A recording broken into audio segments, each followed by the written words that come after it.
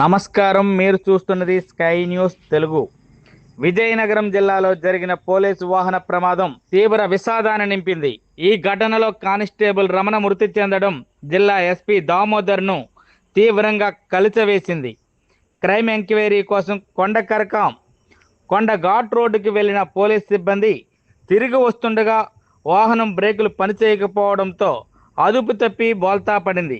ప్రమాదంలో పలువురు పోలీస్ సిబ్బంది తీవ్ర గాయాలయ్యాయి.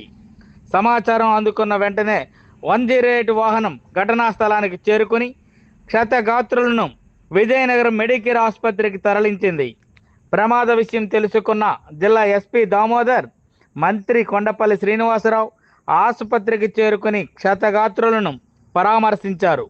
గాయపడిన పోలీసులతో మాట్లాడి వారి ఆరోగ్య పరిస్థితిని తెలుసుకొని ధైర్యం చెప్పారు.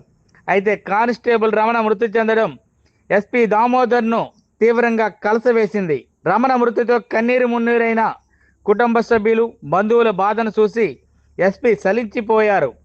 కుటుంబ సభ్యులను వాదార్చి వారికి ధైర్యం చెప్పారు. రమణ కుటుంబ సభ్యుల వద్దే చాలాసేపు ఉన్న ఎస్పీ దామోదర్ వారి బాధను స్వయంగా వింటూ అవసరమైన సహాయాన్ని అందించేందుకు అధికారులు చర్యలు తీసుకోవాలని ఆదేశించారు. విధి నిర్వహణలో ప్రాణాలు కోల్పోయిన కానిస్టేబుల్ రమణ కుటుంబానికి పోలీస్ శాఖ అండగా ఉంటుందని భరోసా ఇచ్చారు. ఒక పోలీస్ సిబ్బందిని కోల్పోవడం పోలీస్ కుటుంబానికే తీరన లోటని, గాయపడిన సిబ్బందికి అత్యుత్తమ వైద్యం అందించడమే ప్రస్తుత తమ ప్రాధాన్యతని ఎస్పీ తెలిపారు. ఫ్యామిలీ మెంబర్స్ కలిశాను. ఖచ్చితంగా మనలో కానిస్టేబుల్గా ఉండి రమణ అనే వ్యక్తి అందరి దగ్గర మంచి పేరు ఉన్నటువంటి వ్యక్తి. కానిస్టేబుల్గా ఏఆర్ కానిస్టేబుల్ నుంచి కూడా ఈరోజు పోలీసుగా రావడం జరిగింది. మంచి సర్వీసు, చాలా ఉన్నతమైన విలువలుగా కలిగినటువంటి వ్యక్తి అని అందరూ చెప్తున్నారు.